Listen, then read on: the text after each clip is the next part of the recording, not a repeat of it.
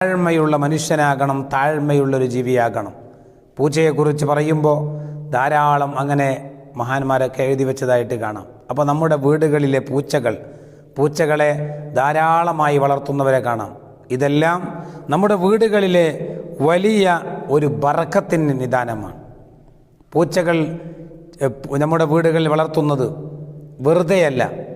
അത് നമ്മുടെ വീടുകളിൽ വളർത്തുമ്പോൾ വലിയ ബറക്കത്തായി, അത് കാരണമായി നമുക്ക് നമ്മുടെ വീടുകളിൽ ബറക്കത്ത്, അതിന് കൊടുത്ത ഭക്ഷണത്തിൻ്റെ ബറക്കത്ത്, അതിന് നമ്മൾ കഴിച്ച മാംസത്തിൻ്റെ വേസ്റ്റുകൾ, അവശിഷ്ടങ്ങൾ കൊടുത്തതിൻ്റെ ബറക്കത്ത് നമ്മുടെ വീടുകളിൽ എന്നെന്നുമായി നിലനിൽക്കും എന്നുള്ളതാണ്. അതേസമയം മറ്റൊന്ന് നമ്മൾ മനസ്സിലാക്കാനുള്ളത്, അക്രമകാരികളായ ജീവികൾ അത് നമ്മുടെ വീടുകളിൽ ഒരിക്കലും പൊറുപ്പിക്കാൻ വേണ്ടി സാധ്യമല്ല.